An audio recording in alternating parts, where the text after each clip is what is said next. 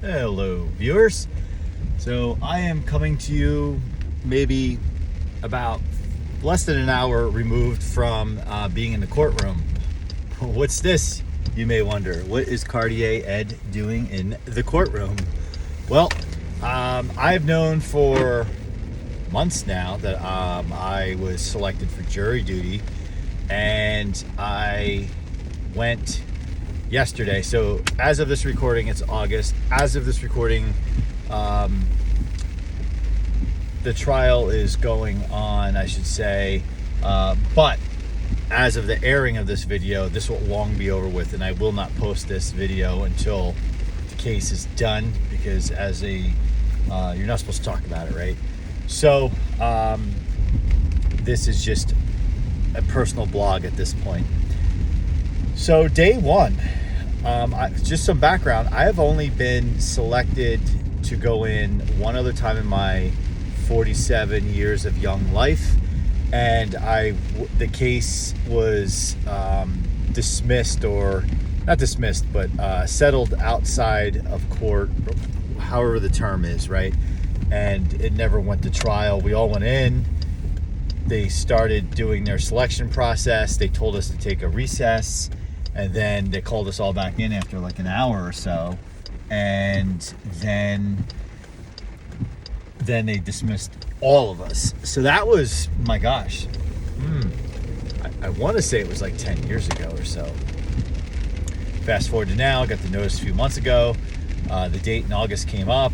I went yesterday. Yesterday was day one, and there was a huge jury pool there, and it took hours to go through. So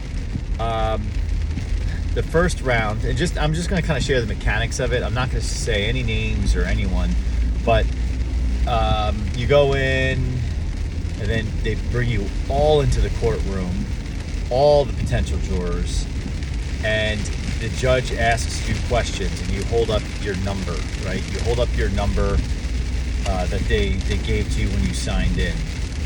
And, you know, if you, basically the judge is looking if you answer yes to any of his questions. Like, before he does the questioning, he basically tells what type of case it is, criminal or civil. In this case, it was criminal. And then explains the charges. And I'm just going to say, in this case, it was very serious, and potentially emotional. And I could see where there would be bias. And then, so in my case, I didn't answer yes to any of these questions. All right, so they let us all go. Then they called us into the courtroom one at a time to be in front of the judge, the prosecutor, and the lawyer for the defendant, I guess you could say. And then, so they asked me questions like, because you had to fill out a questionnaire in the back of your jury duty form. So they asked me questions. So tell me a little bit more what you do for a living. Okay, what does that company do? Okay, your kids. Do you have 2 boys, 2 girls, one of each? One of each, okay. And I'll just say for the record, I thought when I learned about the case prior to that morning, I thought the fact that I had kids, they were gonna like not select me because it was very relevant to the case. You know, I guess if you're forming a bias. And they actually even asked me, they said, would you have a hard time believing, it was something about that, would you automatically or have a bias if because the accused person is black? They ask you that point blank, and I should imagine people actually, and he's sitting right there, I should have imagined people actually said yes, which is heartbreaking, but at least this is truthful. They asked me, do I feel that children can lie? And I said, yes, of course. Like, it's like, did you eat the cookie out of the cookie jar? No, I didn't. And they did. You know, like kids lie. Kids do. There's just like crazy deceitful lies, and there's kids being kids lies. Like, they're afraid of getting in trouble and they took the cookie. And obviously you gotta change that behavior. So, and I apologize. It's like sunny out and it just started pouring rain, despite the forecast saying no rain today. It's weird. So then, they asked me if I believe that everything that a police officer says is truthful. And I said no. Not that I'm saying I go around second guessing the police, because I think the police, 99% of them are truthful, or they are they believe they're telling you the truth. So I said okay, and then the court officer took me outside the courtroom, told me to stand right there. I stood right there. They called me back in and they said, you've been selected, and I was selected. So they went through the rest of it. Then they put me in a separate room with the others that were selected, and ultimately they selected 14 of us, which felt like an eternity. People always told me, bring a book with you. I brought a book, and I'm enjoying my book. Also, I was surprised. You're allowed to use your cell phone, laptop, whatever, when you're not in the courtroom. I mean, not talking on it, but you're absolutely. They remind you many times. The judge, like eyeball to eyeball, says, you cannot talk about this case even to loved ones, and I haven't, and it's been so hard because it's been, and maybe that's part of the reason I'm doing this kind of like vlog here. You can't talk to anyone, you can't research it online, you can't like read any of the news. If someone sends you something about it, you just cannot. So when they selected us and they called us back in, now the rain's stopping, the roads are totally dry here, it's so weird. So then when they called us back in, they went through more questions like, is there anything in here? They're basically really trying to like wring you out and make sure that you are going to be open, you're going to be unbiased, and the accused is innocent until proven guilty. And I love that they kept reminding everybody that. So as of this recording, in my mind, he's innocent, and just like they say, the burden of proof is on the prosecution. So day one, we heard from the victim, which took the stand, and that went on for I would say 5 hours. And this is not like TV where they're sitting there. This young woman, a teenager but a legal adult at this point in time, stood there as the victim with her person that was being accused, the crime, just sitting there, just like you see on TV. If you watch any of the Law and Order shows, it's similar, but without the fireworks. I'm sure there's fireworks in cases, but I haven't seen it yet. But so this was very emotional because it was very, very graphic in nature and detail, and this young woman had to explain something that happened to her. And then, so that went on, and eventually, just as they say, you see on TV, then the defense has the opportunity to cross, so they cross. And then, so what I was glad was, and I'm sure this is all tactics and strategy, the defense attorney, she was delicate. Like, she wasn't, like you see on TV, they come in and like try to trip you up and get you angry and emotional and confused. She didn't do any of that, but she did try to establish. I was trying to follow where she was going with this. I was kept waiting for like the setup, if you will. Like, she was like asking all these questions, and the answers were the same as they were during the direct questioning. So I couldn't. I think she was maybe hoping that there was something that didn't add up, right? Something that didn't make sense. But she did a really good job. Both the defense attorney, the first witness, which was the victim in this case, and I was blown away. So that went on for 5 hours, and then we had the first I guess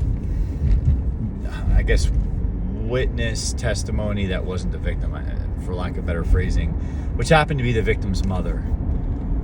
And whoa, So this started, so I'm like losing track of my days. So this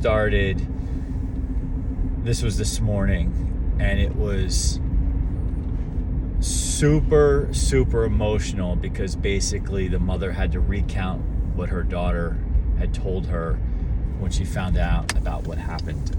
I mean, between the daughter who's the victim and the mother, whoa. I have so much respect for, and you feel like you kind of get an idea of, like, from watching some of these Law and Order shows, but like truly everyone in this courtroom deals with this kind of stuff regularly, that I have so much respect because they have to come home each night to their families with this stuff. And I came home last night and I was like, whoa. And I can't talk about it. That's the other thing. You can't talk about it. You just have to kind of process it on your own and think about it.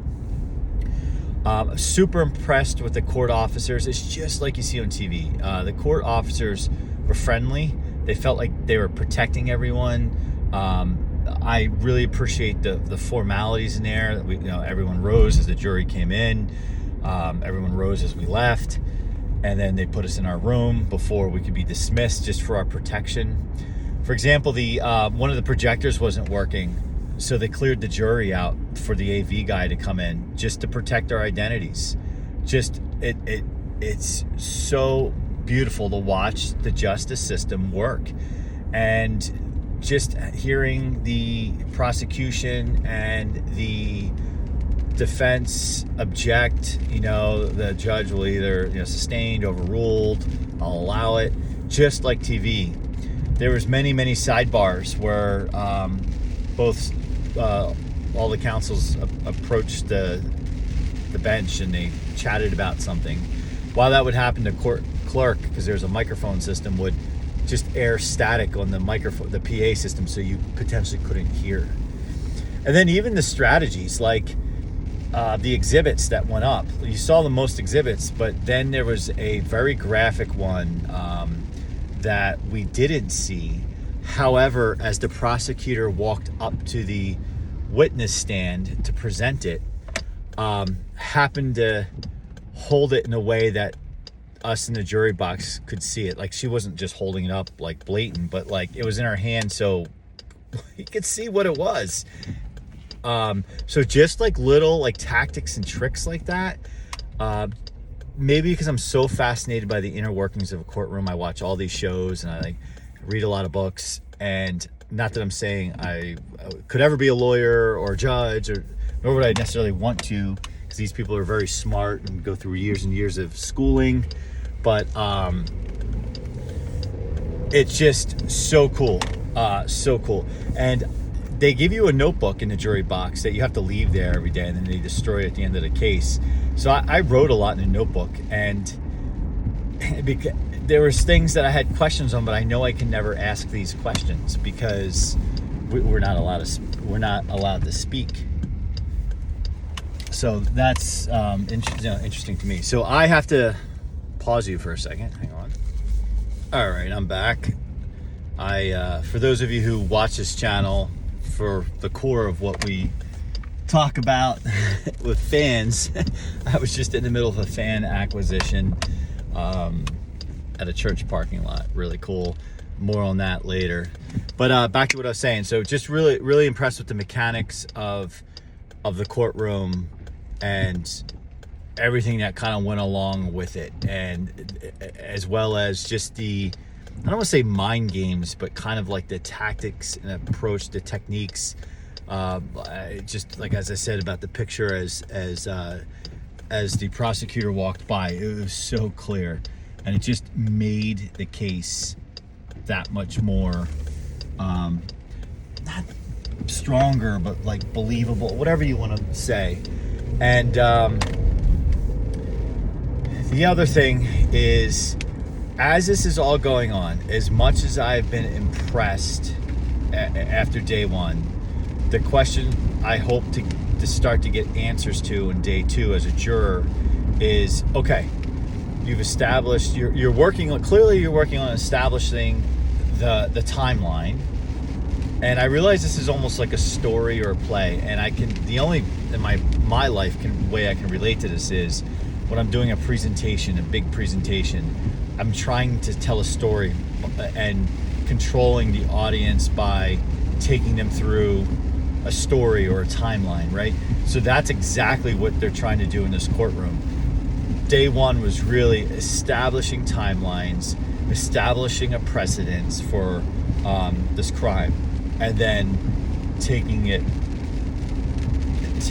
through. So I should imagine as we start to get into day two with expert witnesses, I should imagine we're going to start to see the credibility piece of this.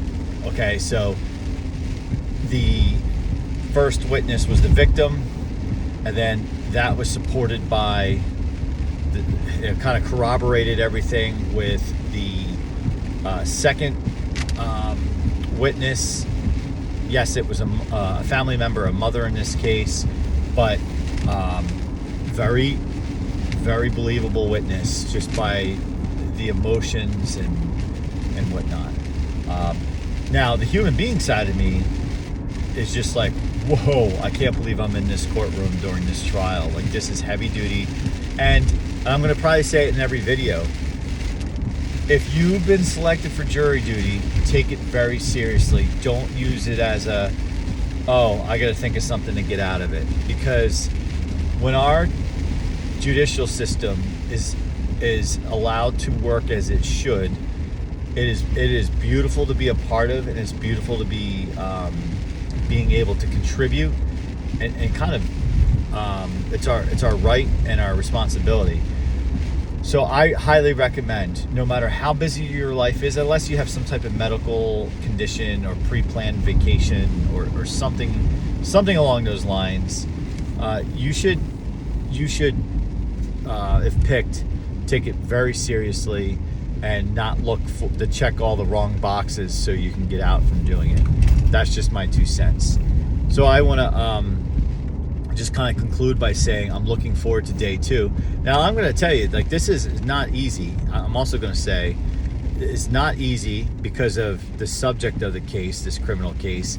And maybe when we get through it all, that's when I'll give an overview of like what went on. But it's still, as I'm talking, I'm still going through it.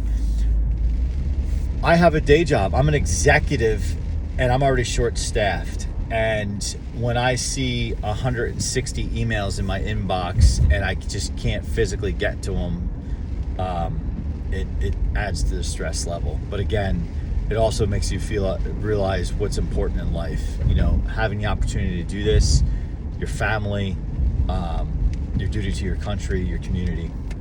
All right, so let me know in the comments, have any of you guys been, one, selected for jury duty, and two, have you been picked? Have you been picked? Sorry, I'm waving on traffic. I try to do these videos sometimes when I'm driving, obviously. Have you been picked? And maybe kind of not really get into the case details. Now it's not raining again. And it's so weird day. Yeah, the sky's completely blue over here. Very weird. I digress. All right, well, if you haven't, like, comment, subscribe. And so this is criminal case part 1. Stay tuned for part 2, and I'll kind of sum up what went on in day 2 and go from there.